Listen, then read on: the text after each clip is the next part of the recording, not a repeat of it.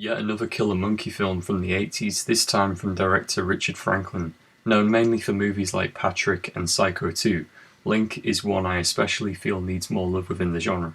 If you like killer apes, POV shots, slasher movies, and the great countryside of Scotland, then this one's for you.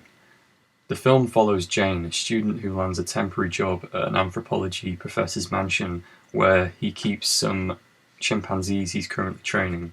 Even though she's paid very little just to make tea and clean up monkey shit, she's just thankful to be working with someone she admires. Upon arrival to the professor's mansion, she's greeted by Link, the simian servant, who shows her to a room. The professor shows Jane around the place, and she notices the firm and fair approach he has with his primates. Unloving and strict. He later explains that the reason he takes this approach is to show the chimps that humans are the dominant species, to be sure they won't attempt to overrule and take over completely. Later on in the movie, the professor tries to get one of the chimps under control and gets killed off screen. It doesn't show how exactly he dies, but it's obvious he's killed by Link. This is where the movie gets really good. No longer under the control of a dominant human, Link has the freedom to run wild, causing Jane to try to keep him under control. Completely unaware the professor has been killed and oblivious to the true capabilities and intentions of her new primate acquaintance. The intentions of Link are mixed. One moment he wants to kill Jane and other times he's saving her. I guess the reason for this is to show the unpredictable animalistic nature of our primate ancestors and highlight the professor's point earlier in the movie where he makes up a set of rules when interacting with the simian inhabitants. What is this, fucking gremlins? Whatever you do, don't give him a bath. And probably the most important thing, don't ever feed him after midnight. There's one scene where Link saves Jane from a dog trying to bite her. He swoops in and bashes the dog on a fence until it's dead. It's pretty unexpected and darkly comical at the same time. In another instance, Link helps her to push a van to get it started, but ends up trying to push it off a cliff with her still in the driver's seat. Later on, Jane's concerned boyfriend drives to the mansion with his two friends to check if she's okay.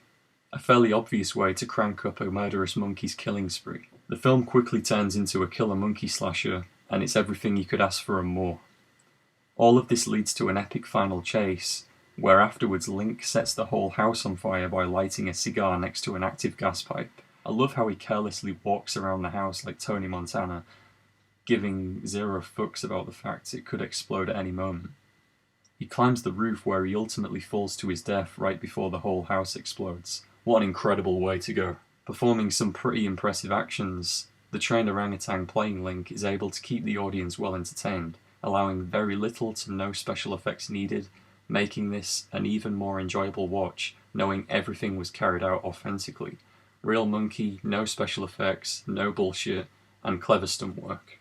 The film is based and shot in Scotland, and you can definitely tell with the beautiful scenery of the Highlands and English coastline. Combine that with a huge creepy Victorian mansion off the coast, and you have a perfect setting for a classic British horror film. The musical score also fits in well with the theme, a wacky circus tune, which primarily plays when Link is on screen.